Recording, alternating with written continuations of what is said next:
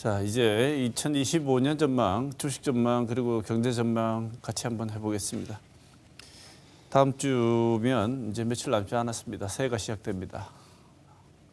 너무 여러 가지 일들 때문에 정신이 없어서 새해가 어떻게 오는지도 모르고 벌써 새해가 이제 시작하기가 며칠 남지 않았는데요.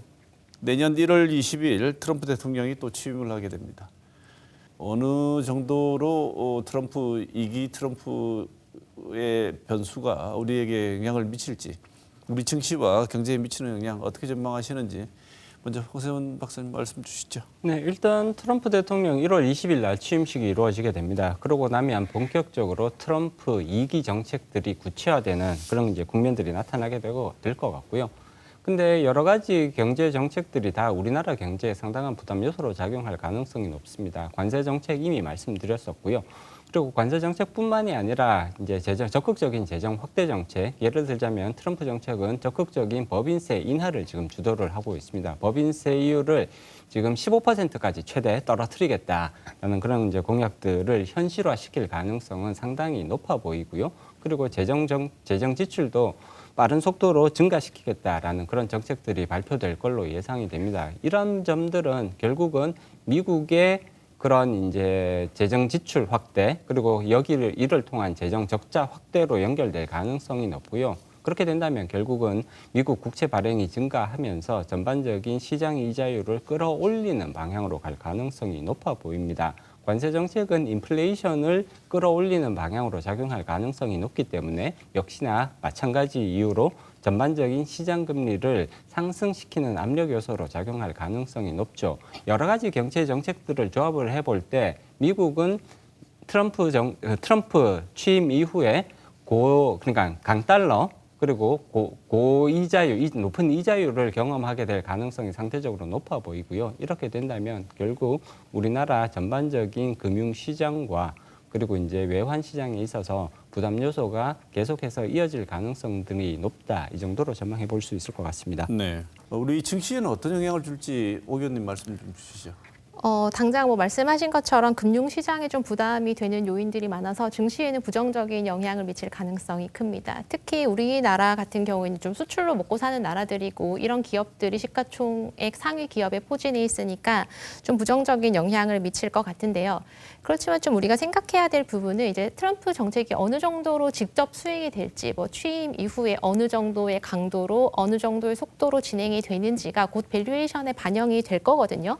그래서 좀 불확실성이 해소된다라는 점에서는 조금 긍정적인 영향을 미칠 수도 있을 것 같습니다. 한국은행 내년 성장률 전망치 1.9%입니다. 근데 여기에 대해서도 그렇게 안 될 가능성이 크다고 얘기하는 분들도 경제 전문가들 중에서는 많이 있는 것 같습니다. 먼저 이 전망에 대해서 황세훈 박사님 어떻게 보시는지요? 네, 한국은행은 지금 2025년 경제 성장률 전망치를 1.9%로 내놓고 있습니다. 그리고 심지어 2026년 경제 성장률 전망치는 1.8% 더 떨어지는 걸로 지금 내놓고 있거든요. 근데 이제 문제는 보통 한국은행은 그래도 비교적 낙관적인 그런 이제 가정들을 많이 이제 사용을 하는 그런 쪽으로 알려져 있습니다. 정부 경제 성장률 전망과 한국은행의 경제 성장률 전망은 그래도 최악의 시나리오를 가정을 하는 것이 아니라 어느 정도는 그래도 이제 요 정도는 가능하지 않을까 그런 부분들을 감안을 해서 경제 성장률이 지금 예측치가 생산이 되는데 시장에서는 그러한 한국은행의 가정들이 지나치게 좀 낙관적인 거 아니냐 이런 부분들에 대해서 우려를 제기하시는 분들도 많아지고 있는 상황이거든요.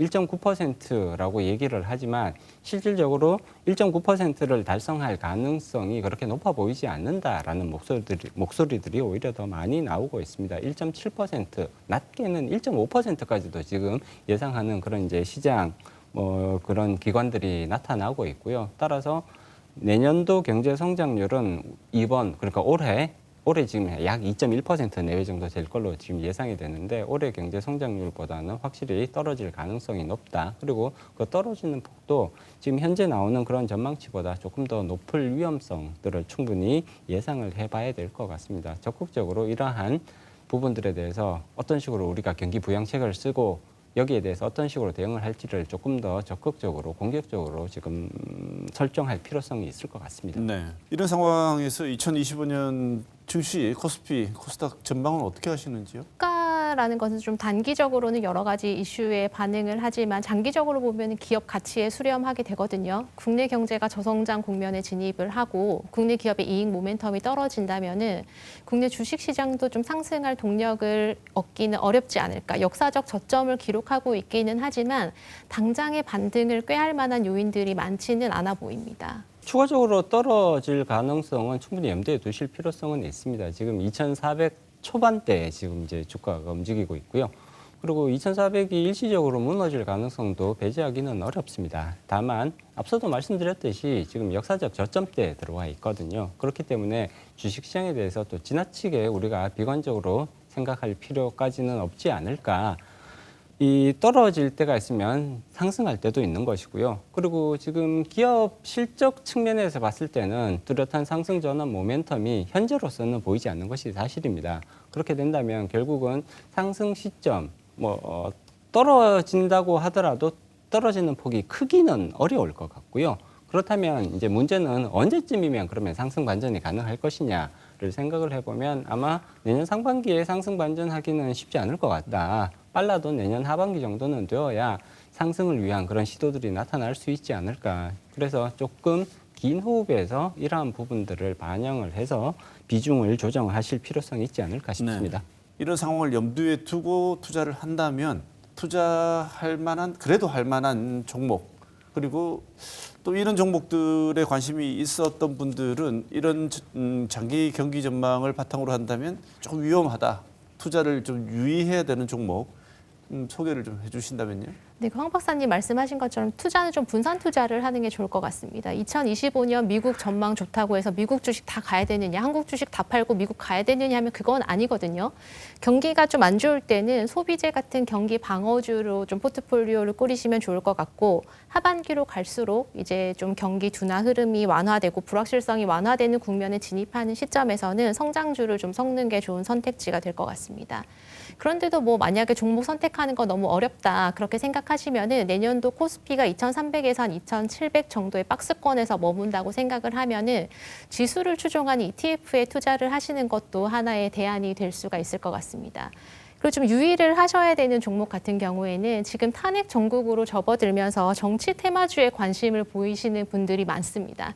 근데 테마주라는 것은 기업의 실적이나 가치에 관계없이 움직이는 종목이기 때문에 물론 일부는 돈을 버시는 분들도 있겠지만 대부분은 큰 손실을 경험하시게 될 겁니다. 그러니까 주위에서 테마주로 돈 벌었다는 이야기 들어도 부러워하지 마시고 투자 철학과 원칙을 가지고 투자를 하셨으면 좋겠습니다. 네. 개인이 분산 투자하기가 사실 쉽지 않고 하기 때문에 차라리 이런 상황에서는 지수 ETF 같은 상품에 그냥 투자를 하는 게 낫다 이렇게 조언을 주셨는데 그건 어떻게 생각하십니까? 네, 일단 ETF는 분산형 상품이라고 볼 수가 있습니다. 그렇기 때문에 개인 투자자들이 개별적인 기업의 그런 신용 위험을 이렇게 최소화시킬 수 있다라는 장점이 분명히 부각되는 상품이고요.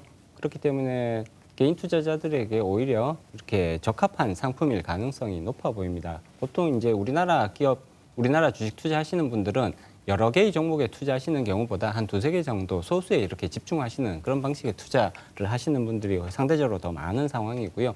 근데 그렇게 됐을 때 오히려 주식 투자로부터 발생하는 위험은 커질 수가 있습니다. 그렇기 때문에 적정하게 예를 들어 15개에서 한 20개 정도 지금 분산 투자, ETF는 주로 이런 방식으로 설정이 되거든요. 물론 이제 모든 ETF들이 다 그런 것은 아닙니다만 대체로는 그래도 한 15개에서 20개 정도의 분산 투자하는 방식으로 설계가 되는 경우들이 대부분이기 때문에 이러한 잘 분산된 ETF 상품을 투자에 활용하시는 것, 적극적으로 활용하시는 것은 개인 투자자들이 충분히 고민해 보실 수 있는 방향성이라고 봅니다. 네. 개인 투자자들 입장에서 볼 때는 경제 상황이 너무나 여러 가지 불확실성에 직면해 있는 새해를 맞이해야 합니다. 그래서 신년에 투자를 해야 된다면 어떤 포트폴리오를 해야 되는지 두 분이 간략하게 말씀을 주셨습니다만 투자하는 데 있어서 꼭 이 말씀은 드리고 싶다는 내용 끝으로 말씀 듣고 오늘 시간 마무리해야 될 것 같습니다. 먼저 오 의원님 먼저 말씀 주실까요?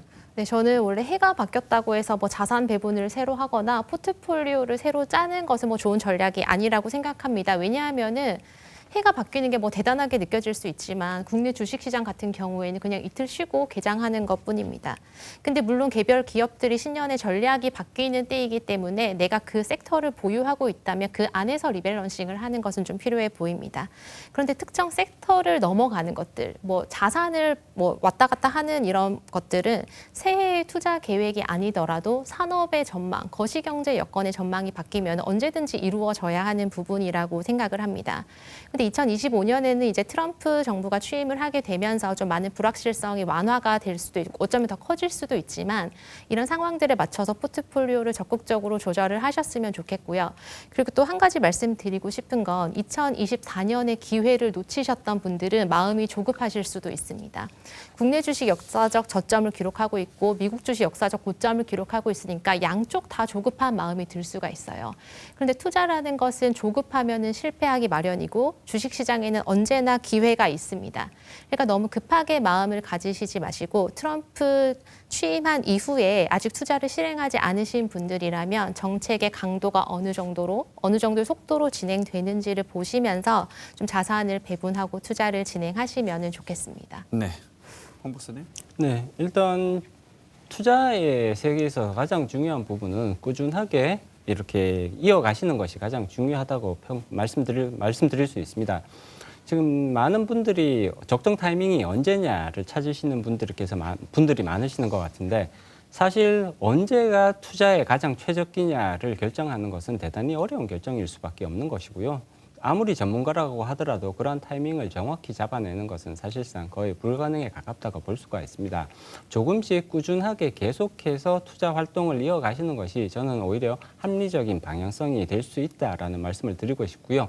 우리가 적금을 들듯이 매년 월급 금액의 일부를 이제 적금에 집어넣어서 이렇게 부를 쌓아가시는 그런 분들이 많으신 걸로 알고 있습니다. 주식 투자도 사실 비슷한 그런 이제 접근 방법이 사실 상당히 유용하다라는 말씀을 드릴 수가 있을 것 같고요. 매월 조금씩 그 월급의 일부를 주식시장에 ETF와 같은 상품을 이용을 하셔서 계속해서 쌓아 나가신다면 시간이 가지고 있는 그런 이제 여러 가지 이제 그 복리의 원리라든지 이런 부분들을 통해서 충분히 시간이 지났을 때 상당히 차이가 나는 예적금과는 차이가 날 수 있는 그러한 투자 결과로 이어질 수 있다. 그렇기 때문에 조금씩 꾸준하게 계속해서 이어가시는 것이 중요하다라는 말씀을 드리고 싶습니다. 네.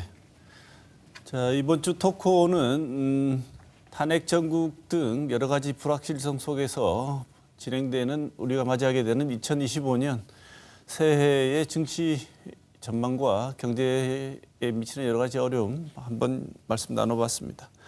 오늘 좋은 말씀 주신 두 분, 황세훈 자본시장연구원 연구위원, 오경경 DGB 금융지주 전략경영연구소 연구위원, 두 분 좋은 말씀 많이 들었습니다. 고맙습니다.